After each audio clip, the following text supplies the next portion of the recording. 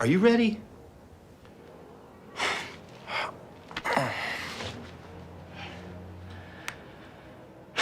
I'm ready. En 1988, una película de acción de bajo presupuesto producida por una compañía especializada en serie Z alcanza un éxito mundial inesperado: Contacto Sangriento.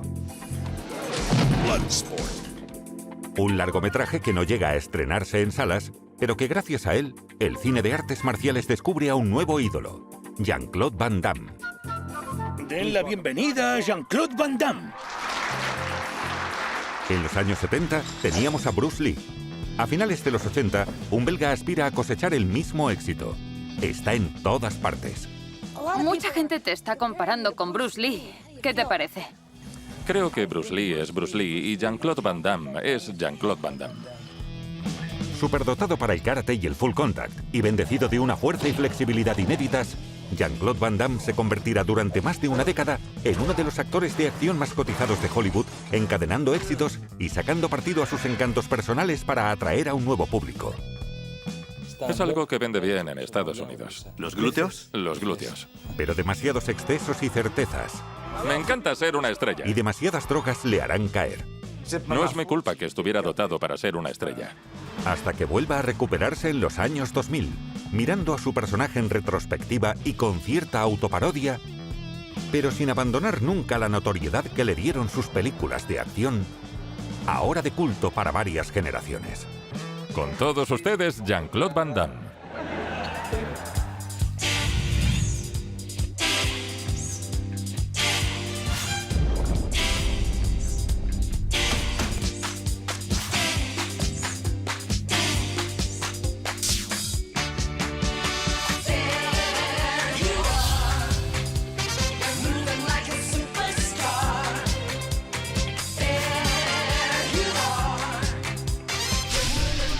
¿Quién iba a imaginar que un joven belga salido de la nada tendría la más mínima oportunidad de convertirse en una estrella, no solo en el cine de Estados Unidos, sino también en las artes marciales?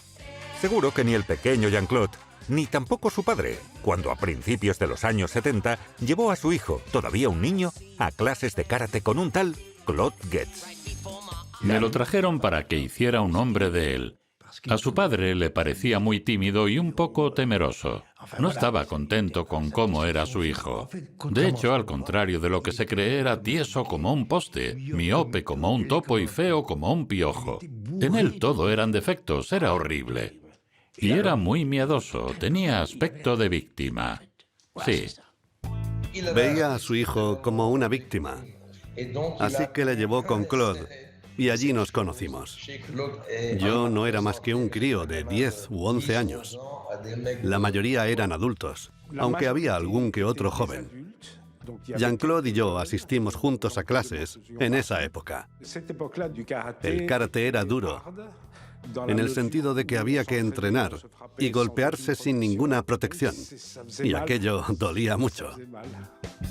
Por ejemplo, yo enseñaba a hacer el salto con voltereta hacia atrás y el espagat. Había que levantar peso. En fin, en aquella época se hacían muchas cosas. Era aberrante. Solo tenía enemigos que me acusaban de querer matar a mis alumnos. Al conocerle y ver su carisma, cualquier joven un poco inseguro querría ser su discípulo. Era alentador, esperanzador, intransigente. Quería convertirnos en máquinas de guerra. Pero en ese centro deportivo entrenan también judocas y boxeadores como los hermanos Kisi, Abdel y Mohamed. A Jean-Claude, que se llamaba en realidad Jean-Claude Van Barenberg, le conocí cuando era un flacucho. Pero con los años alcanzó una flexibilidad formidable que había heredado de su madre y que le permitía hacer cosas como el espagat. La manera en que hacía los movimientos no era la misma que la del resto del mundo. Era algo especial. Me quedé fascinado con él, igual que él conmigo, cuando venía a verme boxear como Muhammad Ali. Así fue como nació nuestra amistad. Mohamed Kisi será durante mucho tiempo uno de los mejores amigos de Jean-Claude, y quien más tarde, en Los Ángeles, le ayudará a superar sus años de infierno y a despegar hacia el éxito. Pero por ahora, la vida de la futura estrella se desarrolla alrededor de su hogar en Ixelles, comuna de Bruselas. La familia Van Damme, mejor dicho, Van Barenberg, vive encima de una floristería propiedad de los padres de Jean-Claude. Fue entonces cuando conocí a su madre, Eliane, a la que yo llamaba Mamí, y a su padre Eugène, al que llamaba Papí. Papí era un tipo severo. Con él no se bromeaba. Y solía haber bastantes broncas entre Papí y Jean-Claude.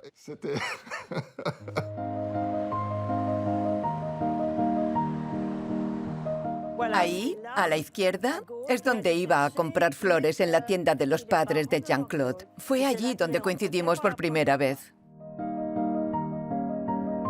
Él me vio. Yo no le presté mucha atención, pero fue entonces cuando me conoció. Y cuando se enteró de que yo tenía una escuela y que había sido una antigua bailarina de éxito y demás, pensó en ir a echar un vistazo. Y 1, 2, 3 y vuelta. La danza era una de las muchas habilidades que le ayudarían a mejorar también su propia técnica. Le dije que estaba hecho para ser bailarín, que lo tenía todo para serlo. Tenía 2 dones excepcionales, la fuerza y la flexibilidad, algo muy poco habitual. Yo era experto en karate. Y me encanta el ballet por la música y las mujeres. Lo siento. El ballet te da mucha destreza. Se dice así, ¿verdad? Sí, exacto. ¿Qué tipo tan majo? Gracias. Me ayudó también con los estiramientos. Y el karate me dio fuerza mental y fuerza física. Así que las mezclé. Fue maravilloso. Durante la segunda mitad de los años 70, Jean-Claude se inclina hacia la danza, pero sin abandonar las artes marciales, ya sea karate o full contact. Se fue dando forma como él quiso. Cogió cuerpo, se ensanchó, se fue manteniendo y con esa musculatura era como una escultura viviente. Muy pronto empiezan a encadenarse tanto las competiciones como las victorias. Ganábamos todas las competiciones, la gente se volvía loca con nosotros. Fuimos los primeros campeones de Europa en todas las categorías de contacto.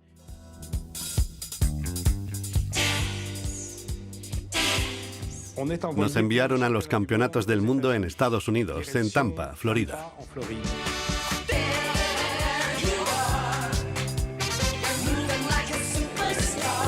Era la época de Starsky y Hutch. Los coches eran enormes y hacían mucho ruido. Las chicas eran magníficas. Lo teníamos todo a nuestro alcance. Fueron 10 días extraordinarios en los que la competición, aunque fuera un campeonato del mundo, fue algo secundario. Nos pasábamos el día de turismo. Bueno, el día y la noche. No se perdían una fiesta.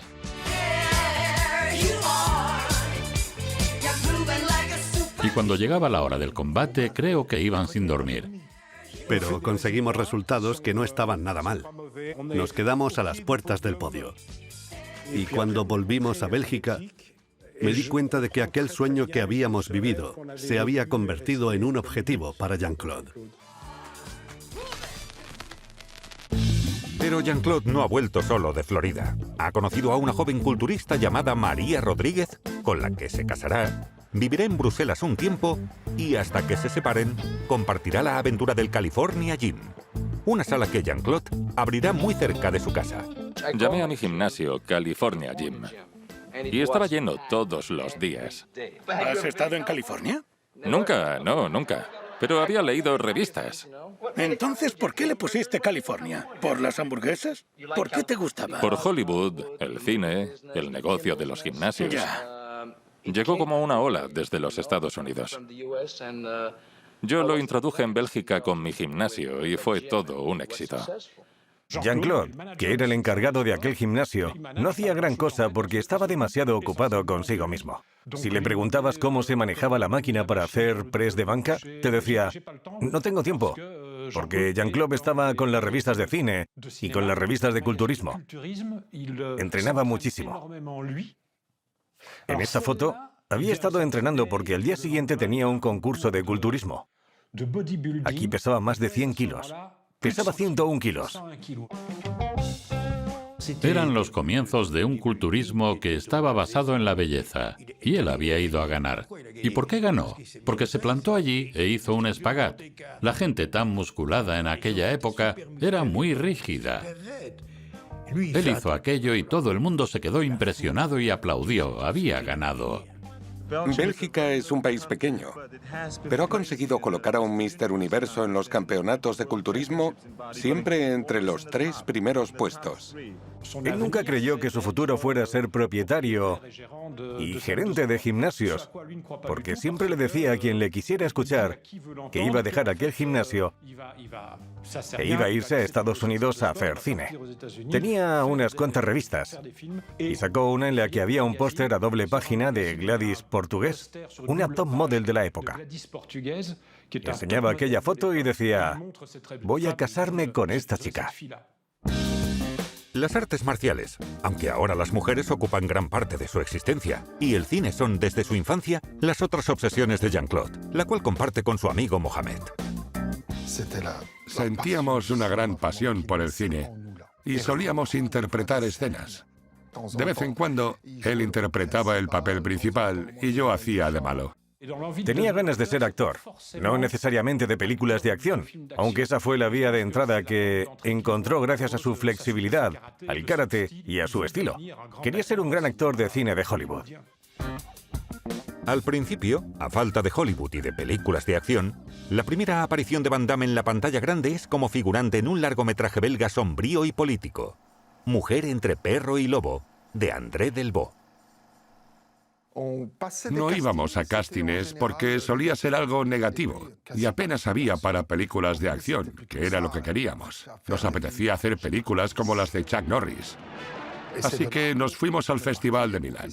Cogimos las maletas, nos montamos en el tren y nos alojamos en un albergue para jóvenes donde conocimos a mucha gente.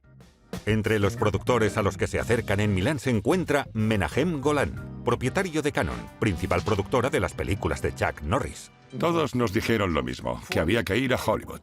Cuando vendió el gimnasio y se fue a Estados Unidos, la gente no se lo creía. En Bélgica me decían que estaba loco por irme a Estados Unidos, que no hablaba inglés, que me iba a drogar, que necesitaba un agente, que dónde viviría, que no tenía a nadie. Pero me fui. Nos fuimos. Cogimos el avión y empezó la aventura.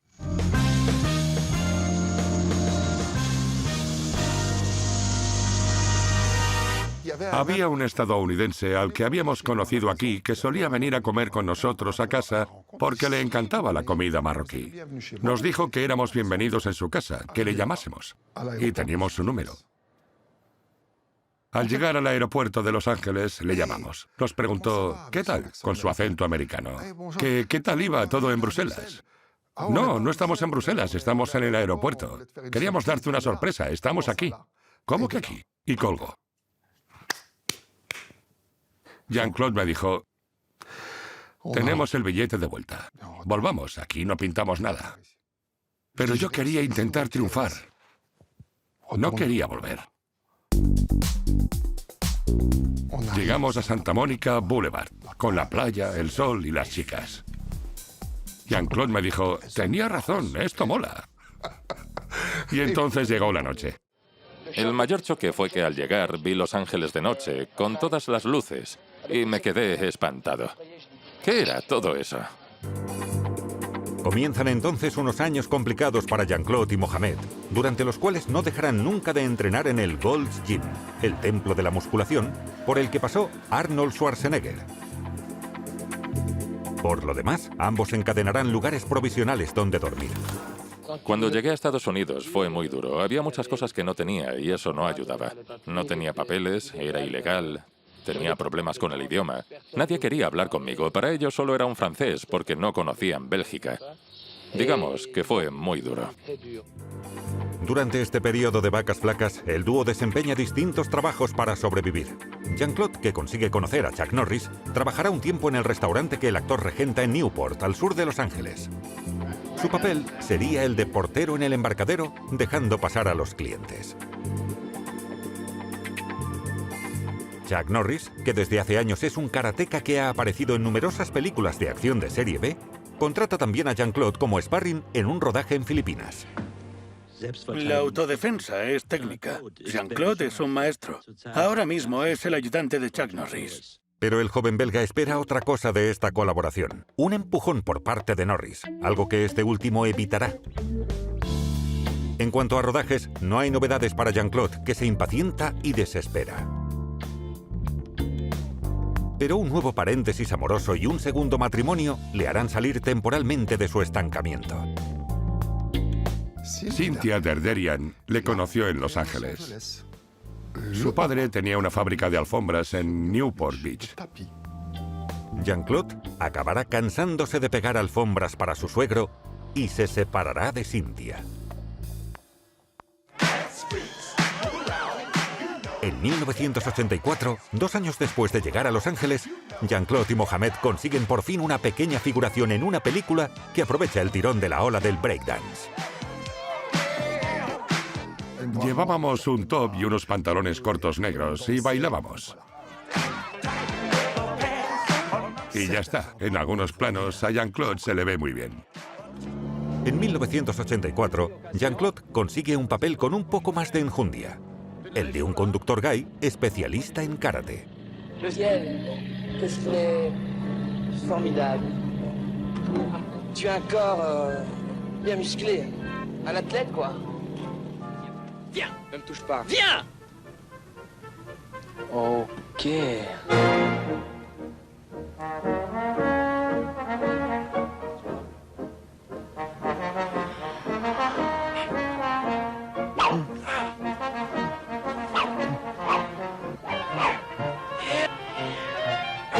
Viens!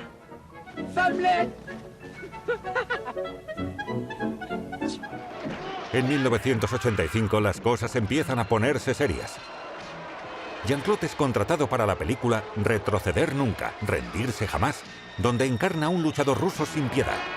Aunque Van Damme aparece sobre todo al final de la película, será quien llame la atención de los aficionados a las películas de acción.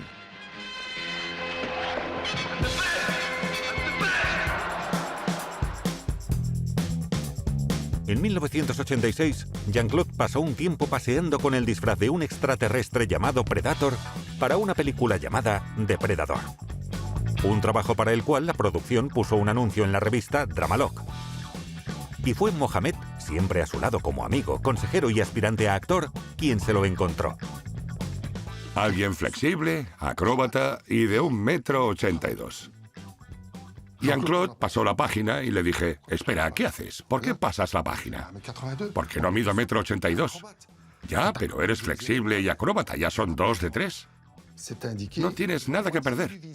Decía que se vería la mitad de la cara y la otra mitad iría maquillada.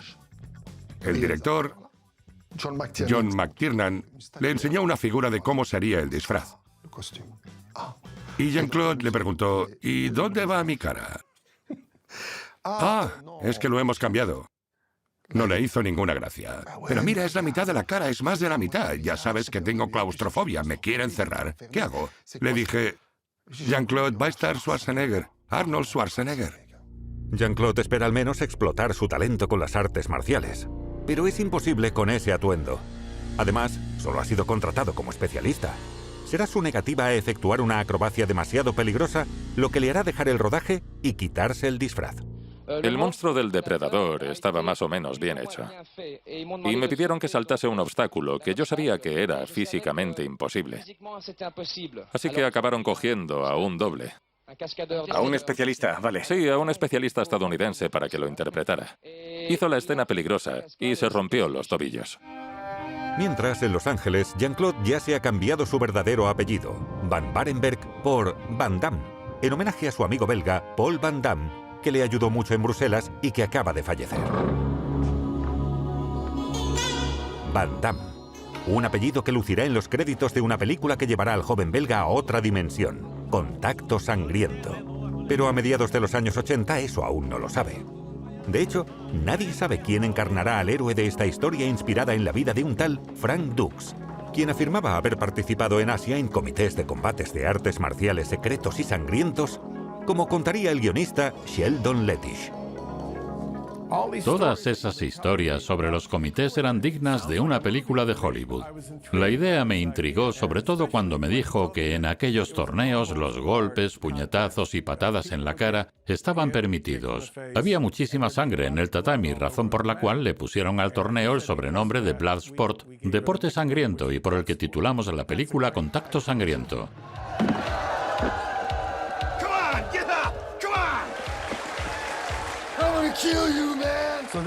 Cuando conocí a Marc Dissal, le hablé de Contacto Sangriento y le encantó. Así que me contrató para escribir el guión y fue a ver a la Cannon. La Cannon se interesó porque en aquella época hacía muchas películas de artes marciales, como El Guerrero Americano y todas esas películas de ninjas. Y después había que pensar en quién interpretaría el papel protagonista. No teníamos a nadie en mente. Y entonces Menahem conoció a Jean-Claude Van Damme. Conocí al dueño de la Cannon, que se llamaba Menahem Golan. Fue por casualidad, porque yo hablaba con todo el mundo. Yo entraba en un restaurante y él justo salía, pero le reconocí. Y dio una patada por encima de su cabeza mientras me presentaba como el señor Van Damme. Y él me dio una tarjeta. A la mañana siguiente le dije a Jean-Claude: desayunamos y vamos a ver a Menahem. Seguridad. ¿Podemos ayudarles? Anoche cenamos con Menahem Golan, aunque no habíamos cenado con él. Y llamaron a Menahem y les dijo que subiéramos. Subimos y nos sentamos. Y le oímos gritar. Menahem Golan gritando. Por un contrato exagerado con Sylvester Stallone. Me dijo: oye, vámonos. Mira cómo grita, no es un buen momento. Y yo: Jean-Claude, ya estamos dentro. No vamos a tener otra oportunidad como esta. Paciencia, por favor. Y Jean-Claude: ¿pero qué vamos a hacer? Pongo una silla a cada lado, haces el espagueti y te lo metes en el bolsillo. Entonces aparece Menahem Golan y dice: ah, eres tú. Ya me acuerdo, con su acento judío. 2 minutos. Hice el espagat, le enseñé los músculos y le dije: soy el mejor. Y por ahora no soy muy caro. Contráteme. Vale, vale. Tenemos tu número. Te llamaremos cuando te necesitemos. Aquello sonó fatal. Así que fui hacia él. Me acerqué y le dije: escúcheme, Menahem Golan. Comete un gran error. Va a interpretar al malo contra Schwarzenegger para la 20th Century Fox. Depredador. Jean-Claude me dio un golpe para que me callase. No quería que se enterase de que solo era un payaso dentro de un disfraz. Menahem Golan llamará a la Fox. Le confirmarán que un tal Jean-Claude Van Damme es el intérprete de ese papel, ya que por entonces aún era el caso, pero sin precisar que aparece totalmente enmascarado. Menahem Golan nos miró. Vale. Vamos a hacer 3 películas. La primera va a ser... Y fue a un cajón y cogió el guión de Contacto Sangriento. Contacto Sangriento. Jean-Claude miró el guión. ¿Cuál será mi papel en la película? Y le contestó: imbécil, eres la estrella de la película. En cierto modo, tuvo suerte de caer en la Cannon, porque un estudio normal no le habría dado esa oportunidad. No olvidemos que la Cannon había relanzado a Charles Bronson con la secuela de El Justiciero de la Ciudad. No tenían miedo a nada, era un desbarajuste, pero Van Damme se aprovechó de ello. Testigo privilegiado de la eclosión durante el rodaje de ese nuevo actor, Jean-Claude Van Damme, es David Worth, director de fotografía de la película. Estábamos en Hong Kong, donde estuvimos rodando durante 45 días. Al principio me quedé un poco desconcertado, porque tenía un carácter un tanto irascible. Si alguien tardaba en hacer lo que él quería, gritaba: «¡La estrella soy yo!». Yo venía de hacer 2 películas, Bronco Billy y La Gran Pelea con Clint Eastwood, y este no levantó la voz ni una sola vez. Así que me pregunté quién sería aquel chaval. Aún no había hecho ninguna película y le gritaba a todo el mundo, pero acabé entendiéndolo. Seguía un régimen alimentario y un programa de entrenamiento muy estrictos para tener ese cuerpo tan magnífico. Tenía los nervios a flor de piel. Acepté su comportamiento y no volví a prestarle atención.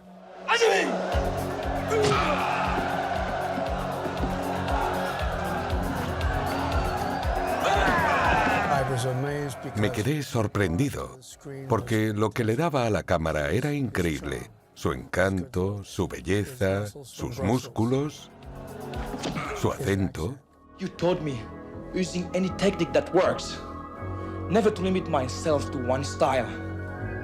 To keep an open mind. Nadie esperaba que se convirtiera en el próximo Robert De Niro. To honor you, Shidoshi. Necesitábamos a alguien que pudiera ponerse delante de la cámara y hacer las escenas peligrosas él mismo para que la gente se diera cuenta de que lo hacía todo.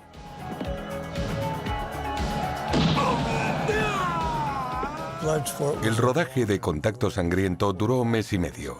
Fue largo, extenuante y con altibajos, pero codearse con Jean-Claude fue un placer. Pero la primera proyección interna de Contacto Sangriento fue mal. Nos quedamos todos decepcionados, peor, destrozados. La película era muy mala. El montador, Karl Kress, era de la vieja escuela, formado en los años 40 y 50. Contacto Sangriento proponía un enfoque inédito de las películas de acción, y él no había entendido que era un nuevo tipo de película con un nuevo estilo de artes marciales. Lo habían estropeado. Menahem Golan nos dijo que era una mierda. Iban a sacarla directamente en vídeo, pero eran los años 80. Por entonces, las películas se estrenaban en sala y solo los bodrios redomados salían directos a vídeo. Entonces fue consciente de que era ahora o nunca, que si no funcionaba, estaba perdido. Fue por eso por lo que se implicó en el montaje de la película. Jean-Claude le dijo a Menahem que iba a meterse en la sala de montaje porque era él quien había coreografiado todos aquellos combates, así que le pidió que le dejase trabajar con el montador. Volvió a montar las escenas de acción para que la coreografía fuera más legible. Tenía una visión muy clara de lo que quería que se viera. Se manejó muy bien en la sala de montaje, tenía muy buenas ideas sobre cómo montar las secuencias de combate. Esta segunda versión, realizada por un nuevo montador y Jean-Claude, satisface por fin a todo el equipo, menos a Menahem Golan, al que aún no le convence y decide no estrenar la película en salas en Estados Unidos. El ambiente es de consternación. Tanto para esto. La salvación vendrá de Malasia, a quien la Canon consigue vender la película y que le reportará un gran éxito. Gracias a ese éxito, Menahem Golan la estrenará en la costa este y luego en la costa oeste. Y arrasó. Arrasó. Jean-Claude, soy Julie Moram de Movie Time. Vengo por la entrevista. Otras películas de la Canon costaban $35 millones y la nuestra solo 2 millones. Un día vi los balances y Contacto Sangriento era la única que había ganado dinero entre todas esas películas tan caras. Aquellos fueron los comienzos de Van Damme, un debut supersónico. Recuérdenos su nombre. Jean-Claude Van Damme. Lo recordaremos. Gracias. Para Jean-Claude, los planetas por fin se están alineando. Sobre todo porque, mientras tanto, se casa por tercera vez con una tal Gladys Portugués, la misma a la que había visto años antes en Bruselas en la portada de una revista. Gladys era espléndida y un atleta de muy alto nivel. Eso a Jean-Claude le encantaba, estaba locamente enamorado y la persiguió. Jean-Claude tendrá 2 hijos con Gladys, Christopher en 1987 y Bianca en 1990. Pronto, Marc Dissal, el productor de Contacto Sangriento, le propone Kickboxer a Jean-Claude, que colaborará en el guión de esta película, en la que se reencontrará con David Worth, pero esta vez como realizador. Era siempre muy profesional. Tenía sus ideas, pero nunca levantaba la voz. Estaba allí primero como actor y después como karateca. Para el segundo papel crucial del villano Tong Po, con el que Kurt, es decir, Jean-Claude, quiere enfrentarse para vengar a su hermano durante un combate de boxeo tailandés, Van Damme no acepta al actor planeado inicialmente, pero no hay tiempo. ¿Por quién lo sustituirán? Es entonces cuando se propone a Mohamed. Era la mano derecha de Jean-Claude. Entrenaba con él, hacía sesiones de musculación con él. Quería hacer de Tong Po en Kickboxer. Dijeron que no. Mohamed no. Es bueno, pero no es asiático. Es imposible. Nos reímos en su cara. Solo eres el amigo de Jean-Claude. Para convencer al productor y al realizador, Mohamed se transformará físicamente durante una sesión de fotos e imágenes que se colocarán discretamente entre las de los demás actores propuestos. Todos dijeron, queremos a ese tipo, cuando vieron mi foto. Pero por ahora nadie sabe que el de la foto es Mohamed maquillado. El productor y el realizador lo descubrirán en Asia antes del rodaje, cuando, con ayuda del maquillador, Kisi aparecerá caracterizado de Tong Po. Un día llegó al decorado con la calva falsa y todo el mundo dijo, Dios mío, es Tong Po.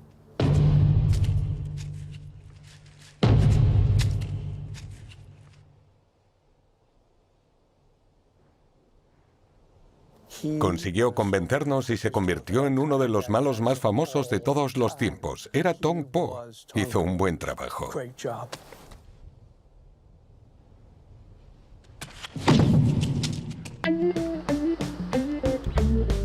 Los Ángeles ya no tiene secretos para Jean-Claude, que compra una mansión para establecerse allí con Gladys y sus hijos en el barrio de Chatsworth.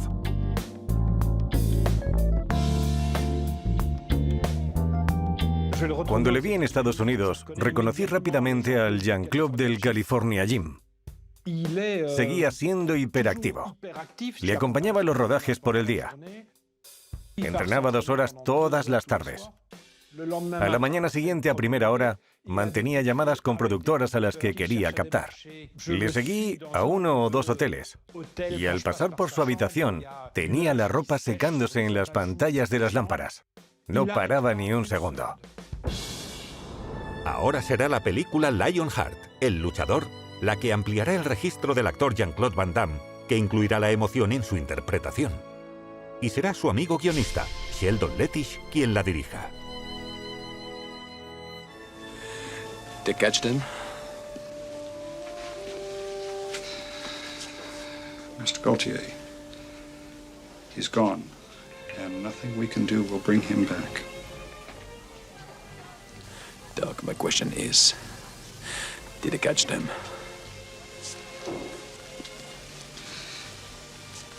Yes, Mr. Gaultier. Lionheart era un drama. Si se le quitan todas las escenas de combate, la película sigue funcionando. Por primera vez habíamos mostrado el lado tierno de Jean-Claude. El resultado fue que a las mujeres les encantó la película.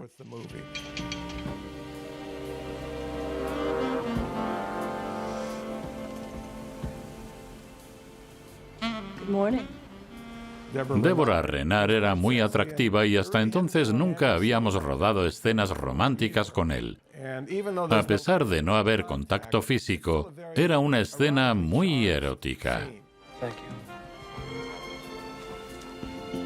También era la primera vez que Jean-Claude enseñaba el trasero, aunque no aparecía en el guión. Estábamos preparándonos para rodar la escena. Llevaba el albornoz puesto y me dijo en voz baja, ¿y si me quito el albornoz? Yo estaba presente el día que enseñó el trasero. Dije, solo por esto venderemos 100.000 copias más. Y tenía razón. El hecho de salir desnudo gustó mucho al público gay. Tenía muchos fans gays. Fue Lionheart lo que le convirtió en un actor mundialmente conocido. Lionheart, el luchador, será un nuevo éxito para Van Damme. La película recaudará 4 veces su presupuesto. ¡Hollywood! Pero mientras nada parece detener a Van Damme, por el que se interesan los grandes estudios de Hollywood, fuertes tensiones romperán la amistad que unía a Jean-Claude y Mohamed, ya que este último considera que no se había respetado el pacto que habían hecho en su adolescencia. El pacto era simplemente ir al 50%. Triunfásemos o no, iríamos a medias. Trabajaríamos. Lo pondríamos todo de nuestra parte. Hicimos ese pacto ante Jesucristo y ante el profeta Mahoma. Ese era el pacto. Al parecer, cuando eran jóvenes, Jean-Claude le había prometido a Michelle que lo compartiría todo a medias con él. Es la típica promesa que se hace entre amigos. Pero cuando llegó el éxito, le tocaba compartir muchísimo dinero y no quiso hacerlo. Dijo, tú eres un león y yo soy un león. Ambos somos líderes. Y eso no puede ser, no va a funcionar. Fue muy duro para mí. Me quedé muy triste. Fue horrible. Mohamed se quedará un tiempo en Los Ángeles antes de dejar Estados Unidos y cruzar el Atlántico.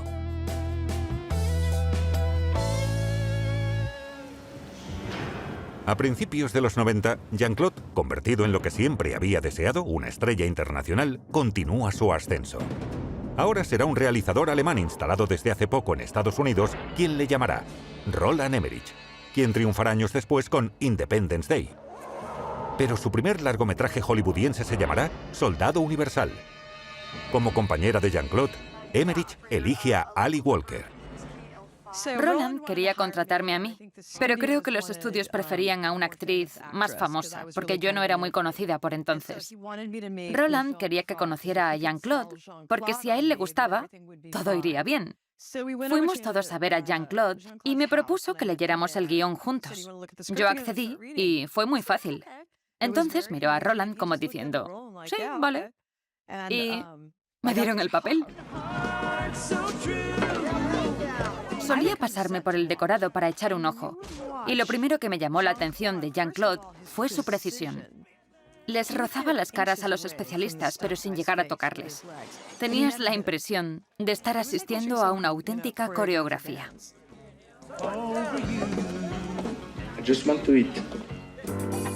Durante la primera mitad de los años 90, la popularidad de Jean-Claude no deja de crecer y permite a John Woo, gran figura asiática del cine de acción, debutar en Hollywood con Blanco Humano.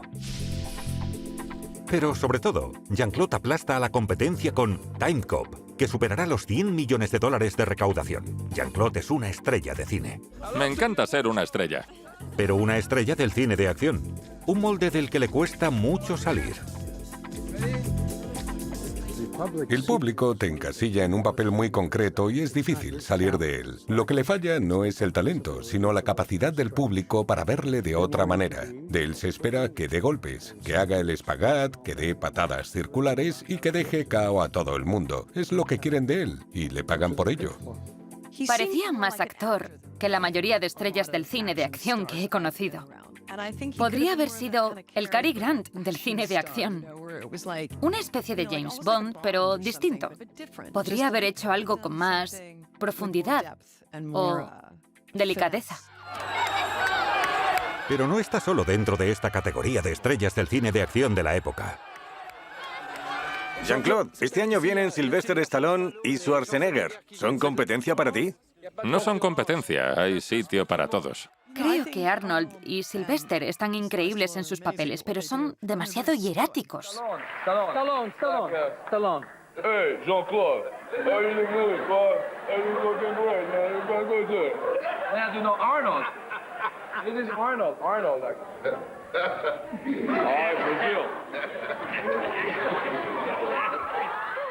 En mi opinión, él era muy vulnerable, que es un aspecto que no encuentras en Arnold ni en Sylvester. Siguiendo en el capítulo de la comparación está el nivel de notoriedad. Estaba muy cerca de ser un Stallone o un Schwarzenegger con algunas películas como Time Cop, pero será el consumo de drogas lo que iniciará su caída. Le cambió a peor. De repente ya no se presentaba a los rodajes o llegaba sin estar preparado. Tenía muchísimos problemas relacionados con la cocaína. Aquello fue lo que lo cambió todo. Está claro que la droga fue un problema. Pero yo no me lo creía. Pensaba que era la última persona a la que le ocurriría porque desde el principio, en Hollywood, Jean-Claude me decía, tal actor, no diré nombres, están hechos polvo, se drogan, hacen esto. Se pasan las noches haciendo esto y lo otro. ¿Y sabes por qué? Porque tienen éxito y dinero. Y han conseguido cumplir todas sus fantasías, todo lo que querían hacer. Buscan un estímulo, algo que no tienen, y caen en la droga. Yo entreno 2 horas al día. Escaparé de esa trampa. Pero acabó cayendo en ella. Stallone nunca tuvo problemas de drogas. Schwarzenegger nunca tuvo problemas de drogas. Por supuesto, tuvieron otros problemas. Pero las drogas son otra cosa y, por lo general, los actores que tienen un problema serio con los estupefacientes ven cómo sus carreras decaen. La drogue. Quand on a tout, on a fait le tour du monde. Quand on a fait les hôtels, on est la prima donna du penthouse, penthouse. De chaque hôtel dans chaque monde entier, les voyages, on veut quelque chose de supplémentaire. Et à cause d'une femme, parce que c'est l'amour, j'ai essayé quelque chose. Je suis tombé dedans. Van Damme, la bête, le tigre de la cage, l'homme Bloodsport, est tombé dedans. Su inmersión en la cocaína coincidió con el periodo en el que Jean-Claude se enamoró de una modelo con la que se casó, Darcy Lapie. Su adicción a las drogas le hace perder el sentido de la realidad y pierde un gran contrato con el estudio Universal.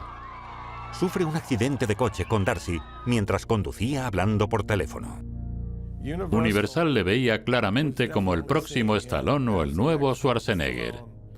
Iba a ser una gran estrella de acción.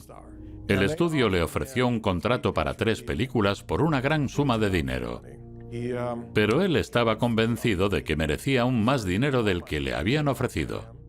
Universal le ofrece $8 millones por película. Jean-Claude sube la apuesta. Universal sube a 10 e incluso a $12 millones por película. Universal se plantó. Dijo que no iban a subir más, que si quería más no había trato. Y fue lo que ocurrió. Yo quería más. Hice el tonto porque quería lo que cobraba... No voy a dar el nombre. Y me dijeron, Jean-Claude, que te vaya bien.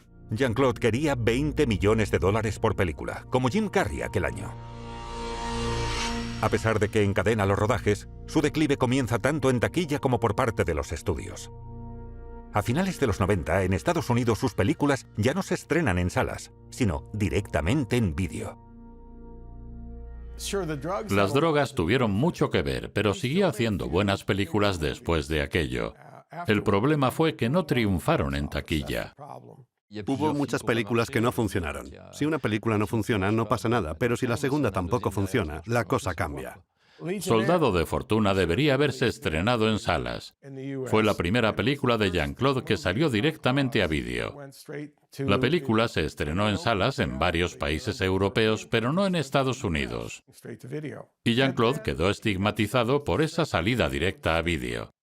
Los productores empezaron a pensar que Jean-Claude Van Damme era ese tipo de actor cuyas películas salían directamente en vídeo y estaban poco dispuestos a invertir dinero en sus películas. Lógicamente, se puede tener una segunda carrera con ese tipo de películas. Y ese es el caso de muchos actores, viejas glorias, entre comillas. Se les paga bien porque son conocidos y tienen un nombre. De hecho, se venden porque salen ellos, no porque sean buenas. Con su carrera volando a baja altitud, Jean-Claude decide retomar el control de su vida privada. Una vez divorciado de Darcy Lapie, vuelve a casarse con Gladys Portugués. La nueva boda tiene lugar en Bélgica, más concretamente en Knock, ciudad del litoral belga, donde Jean-Claude descansará un tiempo con Gladys. Allí ha instalado cómodamente a sus padres y se ha construido una casa. Más tarde, Gladys y los niños volverán a Los Ángeles y Jean-Claude los seguirá cuando no se encuentre en Hong Kong, su otra base de operaciones. Pero será en Europa, y más concretamente en Bruselas, Bélgica, muy cerca de sus raíces, donde Jean-Claude Van Damme encontrará su salvación gracias a un realizador francés, Mabrouk El Mehri. Si en los años 2000 Van Damme encadena películas destinadas al mercado de vídeo, ahora volverá a enfrentarse a la crítica y recuperará la confianza de aquellos que se burlaban de sus actuaciones con un largometraje titulado JCVD, en el que se interpreta a sí mismo, pero en modo perdedor. J'en ai marre! Je veux mon fric! Depuis hier, j'en ai marre! Hein? J'ai pas de cash sur moi. Jean-Claude Van Damme sans cash. Oh, je veux un emprunt. Mais ça va pas. J'ai pas encore dormi, j'ai pris l'avion.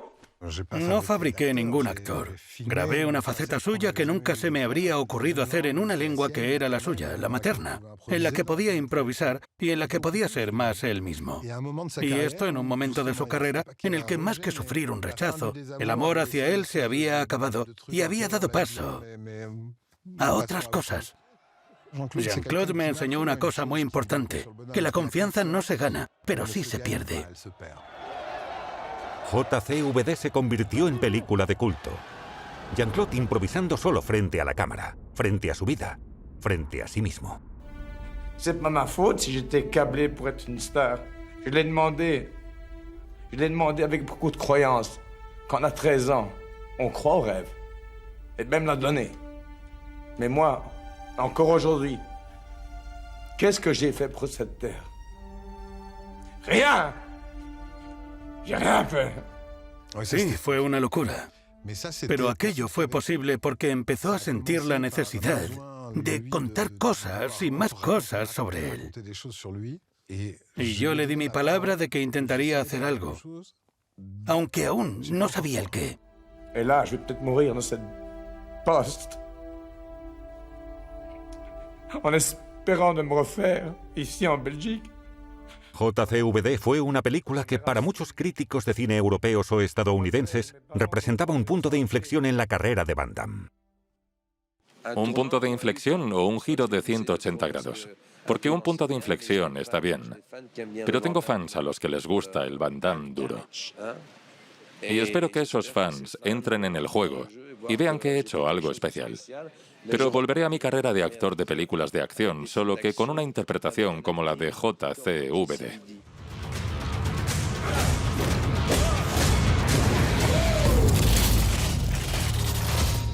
Recuerdo que hicimos un anuncio justo después y acababa de recibir una llamada de Stallone para Los Mercenarios y estaba encantado.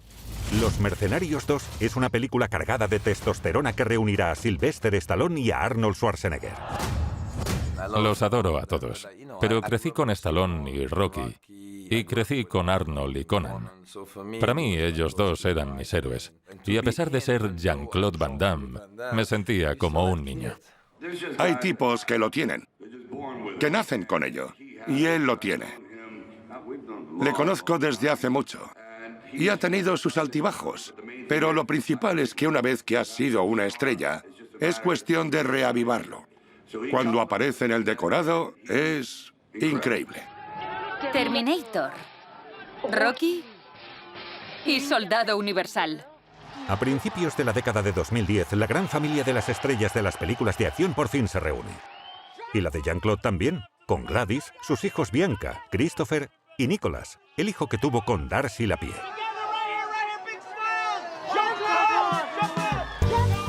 En 2013, a un concierto desajuste, Jean-Claude Van Damme es la estrella de un anuncio de televisión icónico. Y 3 años más tarde, vuelve a la ficción para el público en general con una serie paródica titulada Jean-Claude Van Johnson, producida por Ridley Scott, donde encarna un espía cuyo rodaje sirven para encubrir sus misiones. Tengo la impresión de que intentó convertirse en actor cómico, o al menos demostrar que tenía talento para la comedia. El primer episodio complacerá tanto al público como a la crítica americana, pero a la larga no cumplirá sus expectativas y la serie será cancelada tras la primera temporada. Yo estaba muy encasillado en las películas de acción, que es algo muy rentable, que obtiene muchísimos beneficios a cambio de una inversión. Y cuando estás tan encasillado en ese tipo de películas, a veces tienen miedo. Creen que un papel determinado funcionará mejor con Brad Pitt, por ejemplo. Cada uno tenemos una calle propia, una avenida, ¿sabes? Los auténticos aficionados nunca han abandonado a Jean-Claude. Parece incluso haberse renovado, como demuestra el público de la Comic-Con de Dortmund, en Alemania.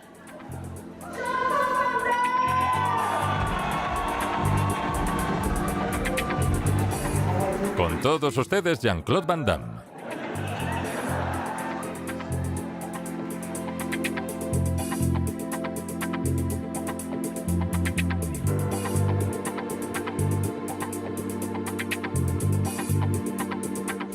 Yo existo gracias a esa gente. Los actores como Sly, Arnold y yo mismo entramos en el mundo del VHS. En aquella época, al alquilar una cinta, había que devolverla 2 o 3 días después, si no te multaban. Y la gente hacía sesiones de vídeo de Stallone, por ejemplo. Pagabas, la alquilabas y listo. Tenías a toda la familia, al padre, la madre o el padre solo con los niños viendo a Stallone. Así se creó ese culto. Tengo la suerte de haber llegado a 3 generaciones completas. El padre se siente orgulloso y se la pone a su hijo. Y así este ve a Van Damme de joven y también en los Minions. He tenido suerte. Curiosamente, creo que el auge de Jean-Claude no se debió al cine, sino a las cintas de vídeo, porque se alquilaba mucho Kickboxer o Contacto Sangriento. Funcionó mucho por el boca a boca, y cuando explotó la moda del Kung Fu, Jean-Claude fue una de las puntas de lanza de la época. No creo que Van Damme esté acabado mientras haya buenos cineastas que le den oportunidades con papeles dramáticos. Habría que contar con realizadores de alta gama como Tarantino. ¿Por qué no? Creo que podría superarse a sí mismo. Todo lo extraordinario y criticable que ha hecho es algo único. Hay muchas posibilidades de que puedan aprovecharlo y saquen un personaje con el que el público sienta una profunda empatía, porque sabemos todo lo que hay tras las arrugas, las bolsas bajo los ojos y la autoparodia. La película que marcó a Jean-Claude fue Lawrence de Arabia. La amplitud, el desierto, los grandes paisajes. Jean-Claude siempre quiso una vida a lo grande y la ha tenido. Bélgica es un país bonito, pero el cielo siempre está gris. Cuando vi Lawrence de Arabia con mi padre, el cielo era azul. Salías del cine un domingo por la noche y no tenías ganas de ir al colegio el lunes, querías quedarte, querías entrar en la película.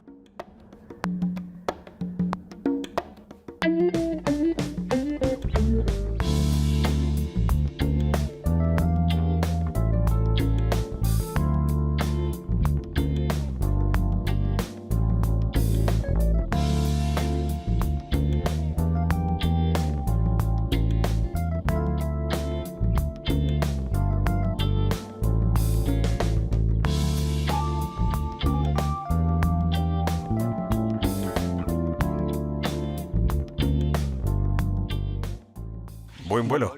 Gracias.